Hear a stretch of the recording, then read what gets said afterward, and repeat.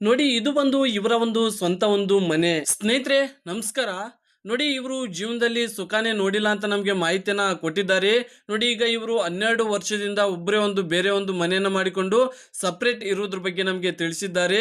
ನೋಡಿ ಒಬ್ಬಳೇ ಒಂದು ಬೇರೆ ಒಂದು ಮನೆಯನ್ನ ಮಾಡಿಕೊಂಡಿದ್ದಾರೆ ಸ್ನೇಹಿತರೆ. ಇವರು ನೋಡಿ ಇವರ ಒಂದು ಪ್ರೊಫೈಲ್ ಮಾಹಿತಿ ಫೋಟೋ ಇಷ್ಟ ಆದ್ರೆ ಲೈಕ್ ಅನ್ನ ಮಾಡಿ. ಬನ್ನಿ ಇವರ ಒಂದು ಕಂಪ್ಲೀಟ್ ಆದಂತ ಮಾಹಿತಿಯನ್ನ ಕೊಡ್ತೀನಿ. ಅದಕ್ಕಿಂತ ಮುಂಚೆ ನಂಬರ್ 1 ಸ್ತ್ರೀ ಪುರುಷ ವಶೀಕರಣ ಸ್ಪೆಷಲಿಸ್ಟ್. ಇವರು ನಿಮ್ಮ ಯಾವುದೇ ನಿಗೂಢ ಗುಪ್ತ ಸಮಸ್ಯೆಗಳಿಗೆ ಕೂಡಲೇ ಪರಿಹಾರವನ್ನ ಮಾಡಿಕೊಡ್ತಾರೆ. ನೀವು ಎಷ್ಟೋ ಜ್ಯೋತಿಷ್ಯಗಳಲ್ಲಿ ಕೇಳಿ ಮನನೊಂದಿದ್ದರೆ ಇವರನ್ನೊಮ್ಮೆ ಫೋನಿನ ಮೂಲಕ ಕರೆ ಮಾಡಿ ನಿಮ್ಮ ಸಮಸ್ಯೆಗಳಿಗೆ ಶಾಶ್ವತವಾಗಿ ಪರಿಹಾರವನ್ನ ಮಾಡಿಕೊಳ್ಳಿ.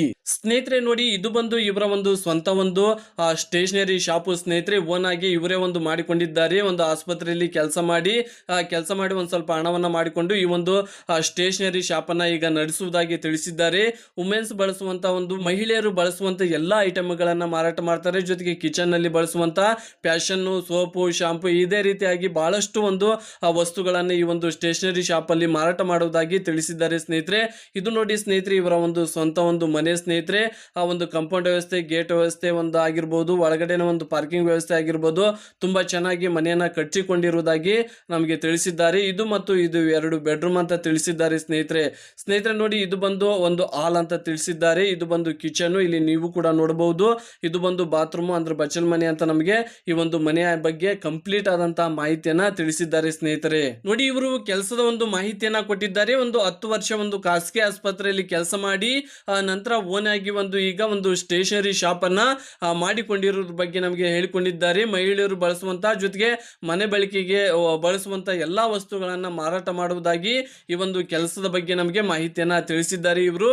ನೋಡಿ ಒಂದು ಬದುಕಿನ ಒಂದು ಸತ್ಯಾಂಶವನ್ನ ತಿಳಿಸಿದ್ದಾರೆ ಇವರು. ಏನ್ ಹೇಳಿದ್ದಾರಪ್ಪ ಅಂದ್ರೆ ನೋಡಿ ಇವರು BSc ಒಂದು 3 ವರ್ಷ ಮುಗಿಸಿ ಒಂದು 3 ವರ್ಷ ಆಗಿತ್ತಂತೆ. ಅಷ್ಟರೊಳಗೆ ಒಂದು ಮದುವೆ ಆಗಿದ್ದೆ ಅಂತ ಹೇಳ್ಕೊಂಡಿದ್ದಾರೆ ಸ್ನೇಹಿತರೆ. ಕಳೆದ ಒಂದು 16 ವರ್ಷ ಅಂದ್ರೆ 16 ವರ್ಷದ ಹಿಂದೆ ಮದುವೆ ಆಗಿದ್ದೆ ಅಂತ ಸ್ಪಷ್ಟವಾಗಿ ಹೇಳ್ಕೊಂಡಿದ್ದಾರೆ. ಕುಡಿದು ಬಂದು ಅವರು ಕಿರಿಕಿರಿ ಮಾಡ್ತಾ ಇದ್ರಂತೆ ಸ್ನೇಹಿತರೆ. ಹಾಗಾಗಿ ಅವರಿಗೆ ಅವರ ಒಂದು ಸವಾಸನೆ ಬೇಡ ಅಂತ ಅವರಿಗೆ ಒಂದು ಡೈವರ್ಸ್ ಮಾಡಿರೋದ್ರ ಬಗ್ಗೆ ನಮಗೆ ಸ್ಪಷ್ಟವಾಗಿ ತಿಳಿಸಿದ್ದಾರೆ. ಅವರಿಗೆ ಡೈವರ್ಸ್ ಮಾಡಿ ತವ್ರ ಮನೆಗೆ ಒಂದು ನಂತರ ಆ ಒಂದು ಆಸ್ಪತ್ರೆಯಲ್ಲಿ ಕೆಲಸಕ್ಕೆ ಸೇರ್ಕೊಂಡೆ ಅಂತ ನಮಗೆ ಸ್ಪಷ್ಟವಾಗಿ ತಿಳಿಸಿದ್ದಾರೆ. ಒಂದು 10 ವರ್ಷ ಒಂದು ಆಸ್ಪತ್ರೆಯಲ್ಲಿ ಕೆಲಸ ಮಾಡಿ ಈಗ ಒಂದು ಸಪರೇಟ್ ಆಗಿ ಒಂದು ಶಾಪ್ ಅನ್ನ ಮಾಡಿಕೊಂಡು ಸಪರೇಟ್ ಆಗಿ ಮನೆಯನ್ನ ಮಾಡಿಕೊಂಡು ಒಬ್ಬರೇ ಇರುವುದಾಗಿ ನಮಗೆ ಮಾಹಿತಿಯನ್ನ ಕೊಟ್ಟಿದ್ದಾರೆ ಸ್ನೇಹಿತರೆ. ನೋಡಿ ಗೆಳೆಯ ಬೇಕು. ಗೆಳೆಯ ಯಾವ ರೀತಿ ಇರ್ಬೇಕಂದ್ರೆ ಸ್ನೇಹಿತರೆ ಇವರಿಗೆ ಇರೋದ್ರಲ್ಲಿ ದುಡಿದು ತಿನ್ನುವಂತಹ ಬುದ್ಧಿ ಇರುವಂತಹ ವ್ಯಕ್ತಿ ಆಗಿರ್ಬೇಕಂತೆ ಸ್ನೇಹಿತರೆ.